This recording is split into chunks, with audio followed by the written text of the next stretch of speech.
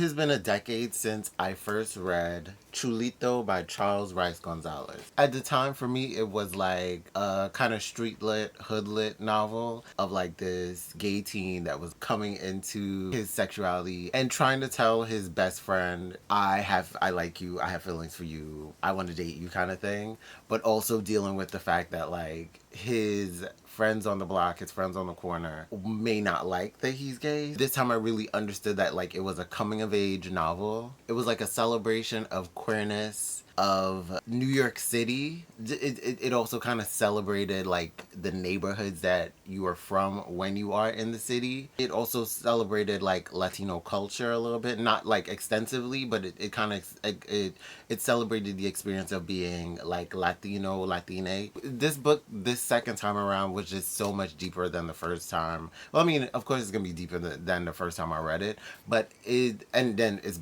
even deeper like 10 years later because I have had so many more experiences.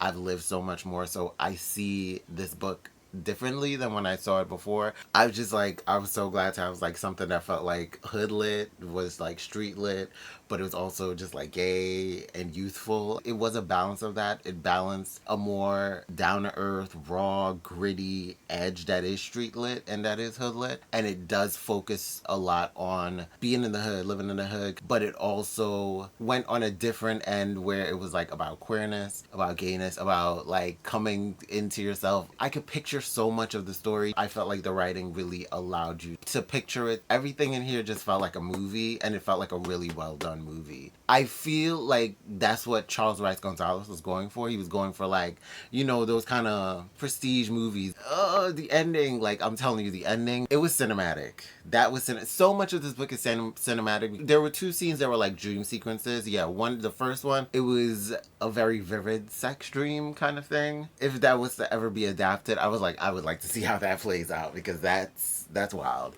That would be like if that became a movie, like everybody would be talking about that scene because it's just such a vivid sex dream, but it's also like a psychedelic experience. It had moments where it just played with, where it just had fun with visual. It kind of reminded me of like something like Amelie or Chocolat, where you have those kind of dreamy, weird, like I don't know, not, well, weird. I guess weird. And I love that. I appreciated that about the book. It just, I don't know, it gave the book a lot of layers. The book has a lot of fucking layers to me. The book, it just tackles so many different things from hypermasculinity. It was Chulito coming of age in New York City, in the hood, in the early 2000s. It also dealt with like femphobia. Femphobia when it comes from gay men, but also the misogyny and femphobia. It kind of dabbles a little bit into misogyny when it comes to women. That was like a slight underlayer. You could kind of see that in there. But a lot of it was just femphobia, transphobia, homophobia dealt with that. When it came to the dudes on the corner, like they had their moments and baby, we didn't need it. That like climax and that ending, it was just so cinematic. There was just like a big moment that culminated in that climax, and then like that ending, it was just such a beautiful ending. It was just like such a, this was a really good, powerful movie. And it ends with, this is the growth of this character in the end. The ending in this was definitely cinematic and rich. And that's another thing about the book. The book does have very explicit like sex scenes with Chulito, who is 15 going on 16. That is a reality of the book. I will say though, like the first time I read it, to me it was just kind of like a hoodlit novel. Like it can be very, like hoodlit novels can be very like explicit. But now as an adult and kind of just with a little bit more experience, I was just kind of like a little like, oh my gosh, he's 15, 16 doing these kind of experiences. These are experiences that like you have as an adult. And even as an adult, this might be like a lot for you to process because this is a very intense sexual experience. For me, I saw those, although explicit sex scenes, as not necessarily for me salacious, and they weren't like sensationalized. There were sex scenes written as a matter of fact within Chulito's life and his experience. And yes, they didn't have to go as detailed as they did. It was just kind of like the process of just being in his head and just kind of seeing through his eyes, although this book is in third person limited. And what is it, past present tense? I think it's like a past tense or present tense kind of thing. What is it? Is it past tense? Yeah, it felt like I was like looking through Chulito's eyes. I'm really looking through his experience. And Carlos his love interest. Carlos was like such a sweetheart. I appreciated him as a character. He just felt so like a part of New York that I'm familiar with, that I know of. And then there's Kamikaze, who is a drug dealer, Chulito's friend and mentor. The first time I didn't think he was preying on him, but he was kind of like just being like this older dude that was interested in him, not just as a friend, but as something more. But this time when I first started reading it, I was just like, is he grooming Chulito? Is he preying on Chulito? Because this dude is like 25 and Chulito is like 15 going on 16.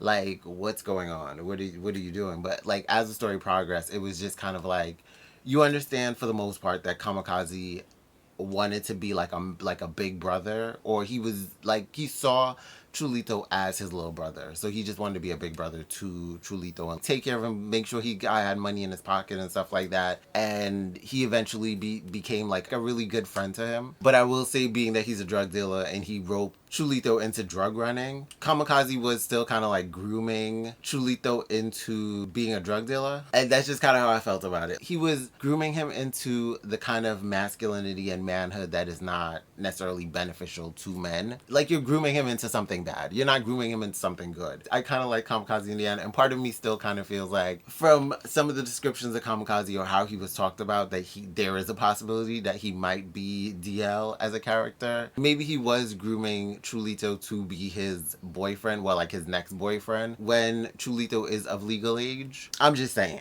I don't know. I think so, because of Kamikaze's past, that he might just be trying to repeat his past. But from the context clues I got, it's giving DL, and we're not ready to come out yet, or we might never ever come out because we came from a different time. The bird in me is crushing a little bit on Kamikaze, so I got a little thing for Kamikaze. He's giving me a sex symbol.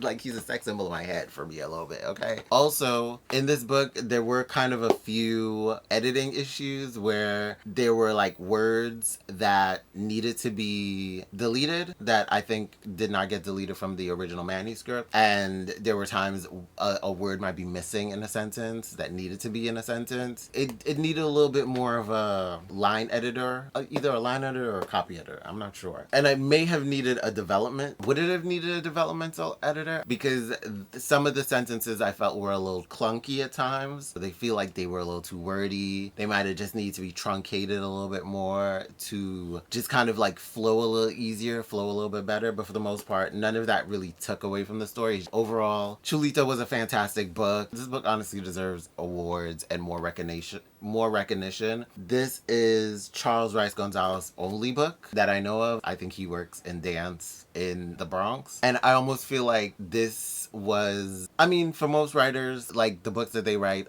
there's a part of them that is in their stories. But I feel like there's a lot of him that is in this story. Some of this might have been his personal story that he just put into this book. Appreciate him for writing this. This is a really good book. I would love it if more people read this and more people talked about it, because yeah, this is such a deep and layered book. I actually need to do a reread. I should do a reread of this where I annotate it and like really have more of a conversation with it in my annotations, because I did the same thing with B-Boy Blues. I feel like it is in the same kind of realm and in the same kind of lane with B-Boy Blues, but also with other books like More Happy Than Not by Alex Silvera, and Aristotle and Dante Discover the Universe by Benjamin Alire Sanz. Like, I feel like it's in the realm of those books, but I also feel like you need to read More Happy Than Not and Aristotle and Dante Discover the Universe before you read this. Those are young adult, and this one just kind of feels more like older young adult going into like a more new adult, especially because of those like more explicit sex scenes, because they're just very honest and frank, and the language, and they say a lot of N-word in here. They say a lot of nigga in here. To me, how I read them, they were like Boricua.